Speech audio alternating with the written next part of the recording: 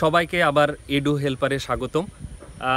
আজকে ইউরোপের একটি সুন্দর কান্ট্রি যেটার নাম হচ্ছে নেদারল্যান্ড, এই কান্ট্রিটা সম্পর্কে যাবতীয় তথ্য দিব যে স্টুডেন্টরা, বাংলাদেশি স্টুডেন্টরা কীভাবে এই সকল কান্ট্রিতে, বিশেষ করে নেদারল্যান্ডসে কীভাবে অ্যাপ্লাই করতে পারে, অ্যাপ্লাইয়ের নিয়মগুলো, ব্যাচেলর এবং মাস্টার্সের জন্য কোন লিঙ্কগুলো তারা খুঁজতে পারে, কোন ইউনিভার্সিটিগুলো খুঁজতে পারে, এটা নিয়ে আমি আজকের ভিডিওতে ডিটেল আলোচনা করব। এছাড়া এখানে একটু বলে রাখা জরুরি যে ইউরোপিয়ান কান্ট্রিগুলোর মধ্যে নেদারল্যান্ডস খুবই ভালো একটা কান্ট্রি, কারণ এখানকার আবহাওয়াটা খুবই ভালো, খুব বেশি ঠান্ডা বা খুব বেশি গরম পড়ে না এবং সুন্দর একটা দেশ। এবং স্টুডেন্টদের সাথে আমি কথা বলে এবং অন্যান্য জায়গা থেকে আমি যে ইনফরমেশন পেয়েছি তাতে বাংলাদেশি স্টুডেন্টদের নেদারল্যান্ডে যাওয়ার হারটাও খুব কম, ভিসা প্রসেসও খুব সহজ। তো আশা করছি এই ভিডিওটার শেষে আপনি ডিটেল জানতে পারবেন এবং কোনো বিষয়ে যদি আপনার জানতে আরও বেশি আগ্রহ হয় কমেন্টস বক্সে কমেন্টস করবেন, আমি চেষ্টা করব উত্তর দেওয়ার। লিঙ্কটা আমি দিয়ে দিব ডেসক্রিপশন বক্সে, ওখান থেকে আপনি ডাউনলোড করে এই ফাইলটা সম্পর্কে বা এই কান্ট্রিটা সম্পর্কে আপনি আরও ডিটেল জানতে পারবেন। যদি ভিডিওটি আপনার ভালো লাগে তাহলে কমেন্টস, শেয়ার এবং আমার চ্যানেলে নতুন হলে সাবস্ক্রিপশন করতে অবশ্যই ভুলবেন না।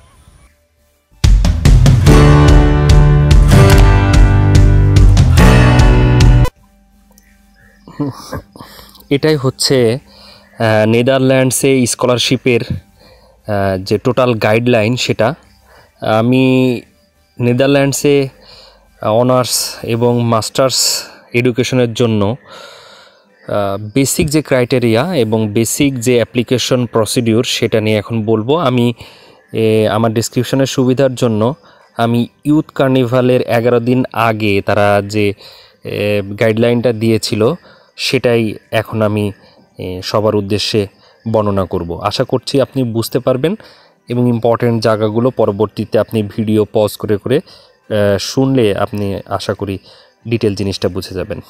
প্রথমে আসা যাক যে নেদারল্যান্ডসের শিক্ষা ব্যবস্থাটা কীরকম সেটা নিয়ে আমরা যদি একটু কথা বলি। 2টা ভাগে বিভক্ত তাদের উচ্চতর শিক্ষা, অর্থাৎ 12 বছরের এডুকেশনের পরে আপনি বিশ্ববিদ্যালয়ে গবেষণার জন্যও যোগদান করতে পারেন, অথবা কিছু ভোকেশনাল টাইপ বিশ্ববিদ্যালয় আছে যারা অ্যাপ্লাইড সায়েন্স নিয়ে পড়ায়, হাতে কলমে যে সকল বিষয় আছে সেইগুলো নিয়ে তারা গবেষণা থেকে টেকনিক্যাল বিষয়গুলোর উপরে একটু বেশি জোর দেয়। তো এইরকম গবেষণা বিশ্ববিদ্যালয় আছে 14টা, আর 41টা আছে অ্যাপ্লাইড সায়েন্স বিশ্ববিদ্যালয়, এবং এগুলো সবই রাষ্ট্রায়ত্ত প্রতিষ্ঠান। এছাড়া অল্প কিছু সংখ্যক বেসরকারি বিশ্ববিদ্যালয় এবং কলেজও এখানে আছে। আচ্ছা, কোন কোন বিষয়ে যদি পড়তে যেতে পারবেন সেটা নিয়ে যদি একটু বলি, তাহলে ব্যাচেলার, মাস্টার্স, পিএইচডি নিয়ে আপনি যেতে পারবেন, মানে ডিগ্রিগুলো করতে আপনি ওদের দেশে যেতে পারবেন। এবং নেদারল্যান্ডসের শিক্ষাবর্ষ যদিও সেপ্টেম্বরে শুরু হয়, কিন্তু মে জুন পর্যন্ত, পরবর্তী বছর পর্যন্ত চলে। সারা বছর জুড়েই আপনি ইচ্ছা করলে অ্যাপ্লিকেশনটা করতে পারবেন, এটা হচ্ছে সব থেকে ভালো খবর। স্টুডেন্টরা সাধারণত নেদারল্যান্ডসের কোন পার্টটায় যেতে তারা পছন্দ করে? সাধারণত এই ইউনিভার্সিটিগুলো যেগুলো আমি দেখাচ্ছি এখানে, ডেলফট ইউনিভার্সিটিতে যেতে চাই, টেকনোলজি ইউনিভার্সিটি, লেইডেনে অনেকে যেতে চায়। তো এই যে উপরে 4-5টা ইউনিভার্সিটি দেখছেন এবং নিচের দিকে আরও কিছু ইউনিভার্সিটি আছে, এগুলোতে স্টুডেন্টরা বেশি যেতে চায়। তার কারণ হচ্ছে ওই সকল এলাকাতে পার্ট টাইম জবও অ্যাভেলেবেল, আর একটা হচ্ছে ইউনিভার্সিটির র্যাঙ্কিংটাও ভালো। এবং ওখানকার খুব জনপ্রিয় কোর্সগুলো যদি নিয়ে একটু কথা বলি, তাহলে স্পেস, অ্যাভিয়েশন ইঞ্জিনিয়ারিং বা ইঞ্জিনিয়ারিং রিলেটেড অন্যান্য সাবজেক্টগুলো, বিজনেস, আর্টস, পর্যটন, হোটেল ম্যানেজমেন্ট, এগুলো হচ্ছে খুব ফেভারিট কোর্স। এগুলোতে চান্স পাওয়ার সুবিধা, মানে পসিবিলিটি বেশি, এবং অ্যাডমিশন পাওয়াটাও কিছুটা সুবিধা। এই জন্য অনেকে এই সাবজেক্টগুলো যেতে চায়। রিকোয়ারমেন্ট এখন পর্যন্ত নেদারল্যান্ডসে প্রায় 2100 বেশি সাবজেক্ট আছে, কোর্স আছে, যেগুলো পুরোপুরি ইংলিশে পড়ানো হয়। এবং অ্যাপ্লিকেশন করার জন্য বাকি যে ক্রাইটেরিয়াগুলো সেগুলো আমাদের জন্য মোটামুটি অন্যান্য দেশের মতোই সেম।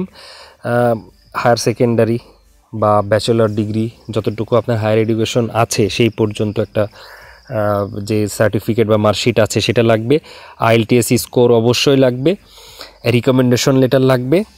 একই সাথে আপনি যদি কোনো অর্গানাইজেশনে কাজ করেন, সেই অর্গানাইজেশনের ম্যানেজার বা যে মালিক, চেয়ারম্যান বা HR হতে পারে, তাদের কাছ থেকে রিকমেন্ডেশন আপনি নিতে পারেন যদি জব থাকে। মোটিভেশন লেটার এটা আপনাকে নিজে লিখতে হবে, SOPর মতোই ব্যাপারটা। আপনার একটা CV দিতে হবে। আর আপনি যদি আর্কিটেক্ট বা কিছু ইঞ্জিনিয়ারিং, সফটওয়্যার ইঞ্জিনিয়ারে মাস্টার্স এই জাতীয় সাবজেক্টে পড়তে চান, সেক্ষেত্রে অনেক সময় তারা পোর্টফোলিও বা প্রজেক্টগুলো চেতে পারে। আচ্ছা, এর ক্ষেত্রে এছাড়াও আপনি অন্যান্য আপনার এক্সট্রা কারিকুলাম অ্যাক্টিভিটিসের কোনো ভাষার দক্ষতা, এক্সট্রা IELTS ছাড়া অন্য কোনো ভাষার দক্ষতা থাকলে সেটাও আপনি দেখাতে পারেন। প্রুফ অফ ফান্ড ইউরোপের অন্যান্য কান্ট্রির মতোই দেখাতে হতে পারে, এই অ্যারাউন্ড 7 থেকে 10 লাখ টাকা আপনারা জানেন অন্যান্য কান্ট্রির যে হিসাবে। হেলথ ইন্স্যুরেন্স, পাসপোর্টের কপি। আর যদি আপনার অন্যান্য ডকুমেন্টগুলো ইংলিশ না করা থাকে তাহলে অবশ্যই সেগুলোকে ইংলিশ করে নোটারাইজ করে তারপরে আপনাকে অ্যাপ্লিকেশনের জন্য প্রস্তুত হতে হবে। ডাচ বিশ্ববিদ্যালয় বা নেদারল্যান্ডে পড়ার ক্ষেত্রে দুইভাবে আপনি অ্যাপ্লাই করতে পারেন, যেটা আমি এখানে দেখাচ্ছি। প্রথমত হচ্ছে সরাসরি আপনি ইউনিভার্সিটিতে অ্যাপ্লাই করতে পারেন। তো এখানে আমি কিছু ইউনিভার্সিটির নাম দিয়েছি, এই ইউনিভার্সিটিগুলোর মধ্যে পড়ে। এছাড়াও ওদের একটা ক্লাস্টার ওয়েবসাইট আছে, স্টাডি লিঙ্ক। হ্যাঁ, তো এটাতে ঢুকে আপনি এর মাধ্যমেও ইচ্ছা করলে অ্যাপ্লাই করতে পারবেন। প্রাথমিক আবেদন তৈরি করার জন্য আপনাকে ওই স্টাডি লিঙ্কের যে অ্যাকাউন্টটা দেখালাম ওখানে একটা অ্যাকাউন্ট তৈরি করতে হবে, ফেসবুকের মতো অনেকটা, বা গুগলে যারা অ্যাকাউন্ট খোলেন আপনারা জানেন, খুবই সহজ। কিছু কিছু কলেজের ক্ষেত্রে আবেদনের জন্য একটা অ্যাপ্লিকেশন ফি আছে, সেই ফি দিয়েও অনেক সময় আপনাকে অ্যাপ্লিকেশনটা করতে হতে পারে। তাহলে আপনি ইউনিভার্সিটিতে সরাসরি স্কলারশিপের জন্য অ্যাপ্লাই করতে পারবেন, অ্যাডমিশনের জন্য অ্যাপ্লাই করতে পারবেন। এই কাজটা আপনি সরাসরিও করতে পারেন যদি আপনি মনে করেন যে আপনি ওই স্টেপসে আগাবেন। আর সেকেন্ডলি আরেকটা যেটা আছে, যেটা বললাম যে এই স্টাডি লিঙ্কের মাধ্যমে এটাও করতে পারেন, সেম প্রসেস। অ্যাপ্লিকেশন আপনার অ্যাকসেপ্ট হওয়ার পরে আপনি স্কলারশিপের জন্য অ্যাপ্লাই করতে পারবেন। দুইটাই কাছাকাছি এবং দুইটাই খুবই জনপ্রিয় একটি প্রসেস। তো আচ্ছা, এখানে আরেকটু বলে রাখার দরকার যে অ্যাডমিশন ক্রাইটেরিয়া অলরেডি আপনারা বুঝে গেছেন। তো এখানে IELTS এর স্কোরটা খুব জরুরি, এবং আসার কথা হচ্ছে আমাদের বাংলাদেশে যেখানে 6 থেকে 6.5 অনেক বেশি স্টুডেন্টরা পায়। তো তাদের জন্য, যাদের ইংলিশ ল্যাঙ্গুয়েজ রিকোয়ারমেন্টের জন্য ভয় পান অ্যাপ্লিকেশন করতে, তাদের জন্য ভালো কথা হচ্ছে এখানে IELTS এর রিকোয়ারমেন্টটা খুবই কম। আমি যদি একটু দেখাই, আপনারা দেখতে পাচ্ছেন যে IELTS এর ক্ষেত্রে অ্যাটলিস্ট 6 ব্যান্ড স্কোর থাকলেই কিন্তু তারা অ্যাপ্লাই করতে পারবে। তো এটা একটা ভালো খবর। আর মোটামুটি আমাদের এডুকেশনাল যে গ্রেডিং পদ্ধতি সেটা অনেকটাই তাদের সাথে মিলে যায়, এক্ষেত্রে এখন আর সমস্যা হয় না। যারা GPA বা CGPAতে রেজাল্ট পেয়েছে তাদের ক্ষেত্রে এই সমস্যাটা হয় না। আর এখন মার্কশিটে বাংলাদেশি প্রতিটা ইউনিভার্সিটি তাদের মার্কশিটে অলরেডি সাবজেক্ট অনুযায়ী, ক্রেডিট অনুযায়ী মার্কগুলোকে ওইভাবে সুন্দর করে মার্কশিটে মেনশন করা থাকে, এবং অনেক সময় মিডিয়াম অফ ইনস্ট্রাকশনও লেখা থাকে মার্কশিটে বা ট্রান্সক্রিপ্টে। সো এই ক্ষেত্রে তারা অনেক বেশি বেনিফিটেড হচ্ছে। জাতীয় বিশ্ববিদ্যালয়ে যাদের ডিভিশনের রেজাল্ট তাদের ক্ষেত্রে কিছুটা মোটামুটি প্রবলেমে পড়তে হয়, সেটাও সলভের উপায় আছে, আপনারা অলরেডি জানেন। এসএটার ব্যাপারে একটু বলিনি।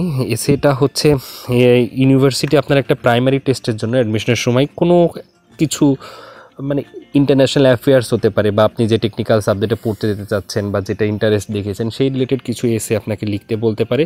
তো এটার একটু প্রস্তুতি থাকা ভালো। আর যেটা বলেছি লেটার অফ রিকমেন্ডা তো আপনি জানেনই, আপনি কেন পড়তে যাবেন, আপনার কি দক্ষতা আছে, আপনার গুণাবলী, আপনার ডিগ্রির কি কাজে লাগাবেন ভবিষ্যতে, এই জাতীয় তথ্যগুলো দিয়ে এটা আপনি ফেলবেন। আর এটা ওই লেটার অফ রিকমেন্ডেশনটা যেটা হচ্ছে আপনি যার কাছ থেকে নেবেন অবশ্যই সে আপনার এই ভালো গুণগুলোকে মেনশন করবে, আপনি গ্রুপ ওয়ার্ক করতে পছন্দ করেন, এই জাতীয় কথাবার্তাগুলো এখানে থাকবে। আর মোটিভেশন লেটারটাও হচ্ছে একই রকম, এটা আপনিই লিখবেন নিজে, আপনার ইচ্ছা, আপনি দেশে ফিরে এসে আপনার ডিগ্রিকে কী কাজে লাগাবেন, এই জাতীয় কথাবার্তা এখানে থাকবে। আপনারা ইন্টারনেটে গুগল করলে এর স্যাম্পল অনেক পাবেন, সেগুলো পড়ে আপনি আইডিয়া নিতে পারবেন। আচ্ছা, লিভিং কস্ট মোটামুটি অন্যান্য ইউরোপিয়ান কান্ট্রির মতোই। যদি একটু বলি, এখানে 800 থেকে 1100 ইউরোতে আপনি আপনার লাইফ লিড করতে পারবেন। কিন্তু একটু বলে রাখা জরুরি, আসলে বাঙালি, আমি স্টুডেন্টদের সাথে কথা বলেছি, যেটা দেখেছি বা তাদের কাছে শুনেছি, মোটামুটি বাঙালি একজন ফ্যামিলি নেই, স্পাউস নেই, এরকম একজন স্টুডেন্ট $250 থেকে $300 মধ্যে সে খুব ভালো একটা লাইফ লিড করতে পারে, আমি যেটা শুনেছি। সুতরাং আপনার যদি ফ্যামিলি থাকে তাহলে আপনি মিনিমাম 800 থেকে 1100 ইউরোর মধ্যে খুব ভালো লাইফ ওখানে লিড করতে পারবেন, কোনো সমস্যা হবে না।